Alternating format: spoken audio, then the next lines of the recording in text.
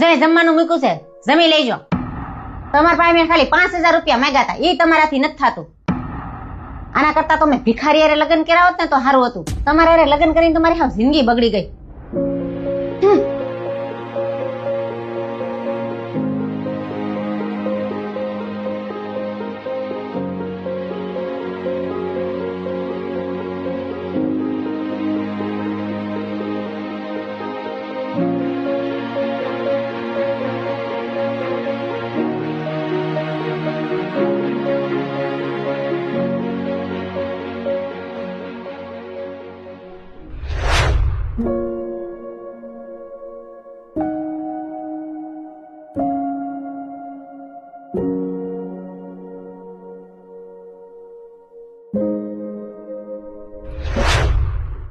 પૈસા લાવ્યા?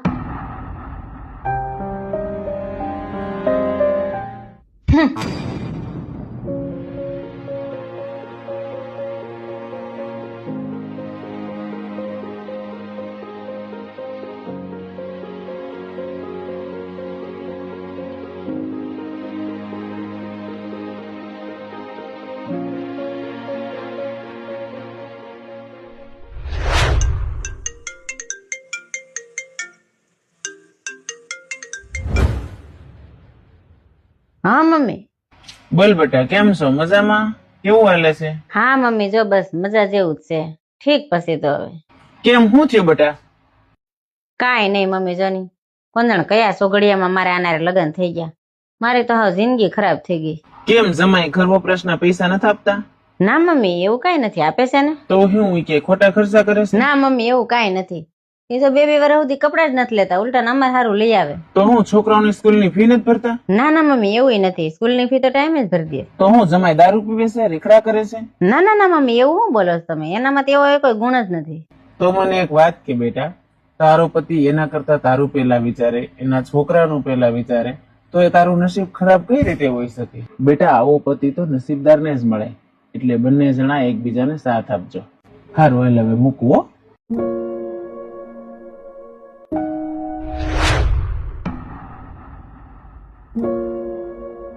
એટલે આવી ગયા તમે?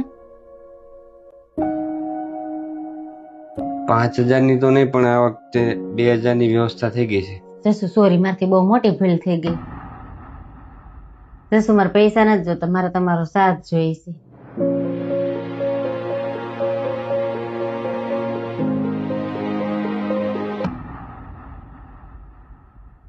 આપો, કેટલી વાર છે ટિફિન માં? જરાક ઉતાવળ રાખ, તારે ટિફિન કરવામાં બહુ વાર લાગે. પછી ત્યાં મોડું થઈ જાય તો રસ્તામાં ટ્રાફિક થઈ જાય છે. કારખાને પૂગી છે મોડા.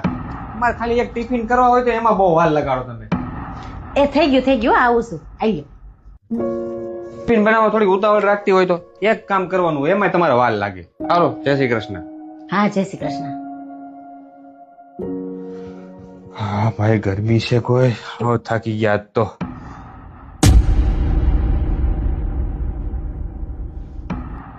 ઓહો, આ ઘર છે કે શું છે? સફાઈ નામનો તો કઈ ચીજ ને. હા, નવરા હારા ઘરે કઈ શું કરે ખબર જ નથી પડતી. આમ તો જો પણ કઈ આમ હોય, હવે આખો દી આ ઘરમાં શું કરતી છે ખબર જ નથી પડતી. ક્યાં ગયે? આપો, પાણી ભરતી આવજે. લે, આવી ગયા તમે? લ્યો પાણી. આ શું છે બધું? જો તો આ તમે ઘરે કરો છો હું? થોડીક સફાઈ રાખો. અચાનક કોક આવી ગયો કેવું લાગે? અને તમારે ઘરે કામ શું હોય? જરાક સફાઈનું તો કામ કરો. છોકરા ક્યાં ગયા? હું છોકરાને લેસન કરાવતી હતી. છોકરા રૂમમાં જ છે, લેસન કરે છે. સારું હાલ, અને કામ કર્યા થોડુંક સાફ સફાઈ કરે. જમવાનું બની ગયું કે એ બાકી છે? જમવાનું તૈયાર જ છે. એક કામ કરો, તમે હાથ પગ ધોઈને ફ્રેશ થઈ જાવ ને તો હું તમારી ડીશ તૈયાર કરી રાખું. સારું હાલો, તો જમવાનું તૈયાર કરો તો હું હાથ પગ ધોઈને ફ્રેશ થઈ જાઉં. હાલ્યો ગ્લાસ. જશું, તમને એક વાત કહું, તમે મારી એક વાત સાંભળો પછી હું તમારું બધું સાંભળીશ. શું છે તારી વાત? બોલ. તમને શું લાગે છે હું કઈ કામ જ નહીં કરતી હોય? મારે હું ખાલી સવારમાં એક તમારું ટિફિન જ કરવાનું હોય? મારે છે ને તમારે બધાને પહેલા જાગવાનું હોય, પછી કપડાં ધોઈને નાઈ ધોઈને દીવાબત્તી કરીને તમારે ટિફિન કરવાનું હોય, પછી તમને જગાડવાના હોય, પછી છોકરાઓને જગાડવાના, એને તૈયાર કરીને એને સ્કૂલે મોકલવાના, તમને કારખાને મોકલવાના, પછી હું બધું ઘરનું કામ કરી રહું ત્યાં બપોર થઈ જાય, તમારે એને સ્કૂલે લેવા જવાનો ટાઈમ થઈ જાય. એને ઘરે લઈને આવું, પછી જમાડું, થોડુંક લેસન કરે, ત્યાં પાછું એને ટ્યુશનમાં જવાનો ટાઈમ થઈ જાય. ટ્યુશનમાં એને મૂકીને આવીને પછી હું શાકભાજી લેવા જાઉં, પછી હાંજનું રસોઈ પાણી કરી, પછી હાંજના કચરા પોતા કરી, ત્યાં તો અમારો દિવસ આમનો જ પૂરો થઈ જાય. તમને એમ થાય કે અમે કઈ કામ નથી કરતા. 365 દિવસ અમારે એકનું એક કામ હોય અને અમારે ક્યારેય રજા નથી આવતી. તમારે રજા તો આવે છે? તો એમ તમને કોઈ દી ફરિયાદ કરી કે આજે હું થાકી ગઈશ, હું આજે આ કામ નહીં કરું એમ? તમે તો મજા ન હોય તો રજા રાખી દો છો. અમને મજા ન હોય તમે ક્યારે રજા રાખી છે? તમે જઈ હોય ને તે મારે છે ને વડકેથી જ વાત કરતા હોય, ક્યારે મારી હારે શાંતિથી વાત કરીશ? અમારે બીજું કાંઈ નથી જોતું. તમે ઓફિસેથી આવીને શાંતિથી ને પ્રેમથી વાત કરો ને તોય અમારો આખા દિવસનો થાક ઉતરી જાય. અબુ તારી વાત હાવ સાચી છે. સોરી, આજથી હું તને વચન આપું છું, હું ત્યારે ક્યારેય વડકેથી વાત નહીં કરું અને છોકરા વારે પણ વડકેથી વાત નહીં કરું. મિત્રો, આ વાત ઉપર તમારું શું કેવું છે કોમેન્ટ જરૂર કરજો, અને વિડીયો સારો લાગ્યો હોય ને તો 10 પરિવારને મોકલી દેજો.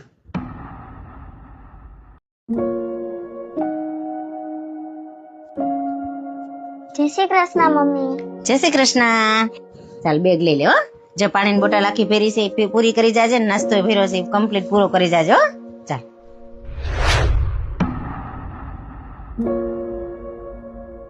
જય શ્રી કૃષ્ણ પપ્પા. જય શ્રી કૃષ્ણ દીકરા. જય શ્રી કૃષ્ણ. આવું છે પપ્પા? હા, માવો છે બેટા. પપ્પા મને થોડોક આપો ને. અરે બેટા, આ નો ખવાય, આ વ્યસન બહુ સારું નથી. પપ્પા આ વ્યસન સારું નથી તો તમે કેમ ખાવ છો? અરે બેટા, માવા ખાવાથી કેવડા મોટા મોટા રોગ થાય તને ખબર છે? આ તો અમારે વ્યસન થઈ ગયું ને એટલે હવે મુકાતા નથી. બાકી આ વ્યસન જરાય સારું નથી. પપ્પા તમને ખબર છે કે માવા ખાવાથી મોટા મોટા રોગ થાય છે, તો તમે હું કામ ખાવ છો? અરે બેટા, હવે આ ખાવાની ટેવ પડી ગઈ છે. મૂકવાની ઘણી કોશિશ કરી પણ કાંઈ મુકાતા નથી, એટલે હવે આ ખાઈ છે. પપ્પા કેમ ન મુકાય? તમે ધારો તો બધું મુકાઈ જાય. અરે બેટા, બહુ કોશિશ કરી પણ તોય મુકાતા જ નથી. હવે આ વ્યસનની એવી લત લાગી ગઈ છે ને એટલે હવે ખાવા જ પડે. અરે તમારાથી માવા નથી મુકાતા? 1.5-2 વર્ષનું બાળક છે એની માતાનું ધાવણ મૂકી શકતું હોય તો તમે માવા ન મૂકી શકો? તારી વાત તો સાચી છે. માણસ ધારે તો હું ના કરી શકે. આજથી હું નક્કી કરું છું, આજથી માવા બંધ. વિડીયો જોતા તમામ લોકોને મારે એટલું જ કહેવાનું છે, શું તમે તમારા પરિવાર માટે, તમારા સંતાન માટે એક વ્યસન ના છોડી શકો? તમારો જે જવાબ હોય ને કોમેન્ટમાં લખીને દેજો. જો તમને આ વિડીયો ગમ્યો હોય તો 10 પરિવારને શેર કરી દેજો. અહીંયા જમવામાં શું બનાવું?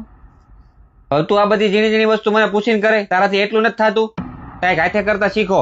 તો જા જે હોય બનાવી નાખ. સારું, કાંઈ વાંધો નહીં, બનાવી નાખું છો. અરે આ શું થઈ ગયું મારાથી? ગુસ્સો બીજાનો હતો ને કાઢ્યો બીજા ઉપર. હવે આને કેટલું દુઃખ લાગ્યું છે પાછું. સારું હાલો, હવે જમવાનું બની ગયું છે, ખાઈ લ્યો. હા આવો. એક મિનિટ ઉભી રહે તો. હા બોલો ને. મેં હમણાં તારી ઉપર ગુસ્સેથી વાત કરી તો તને એવું ન લાગ્યું કે કારણ વગર મારી ઉપર ગુસ્સો કેમ કર્યો એને? એમાં શું થઈ ગયું? મને ખબર જ છે કારણ વગર તો તમે કઈ ગુસ્સો કરતા નથી. અને આજે સવારે મારો કઈ વાક નતો, પણ તમને કઈક બીજી વાતનો ગુસ્સો હશે મનમાં, એટલે મારી ઉપર ગુસ્સો કરતા હશે. અને આમે ગુસ્સો મનમાં ન રખાય ને બહાર કાઢી નાખો હારો, નહીતર ગુસ્સો આપને ખાઈ જાય. હવે તમને ક્યારેય કોઈ વાત પરેશાન કરતી હોય ને તો મને કહી દેવાનું, એટલે તમારું મને હળવું થઈ જાય. આપુ સાચું કહો, જો બધી સ્ત્રીઓ તારે જેમ વિચાર કરે ને તો ઘર ને પણ સ્વર્ગ બની જાય. અને હારું હાલો, હવે જમી લઈ પાછું ઠરી જાય. હારું હાલ આપણે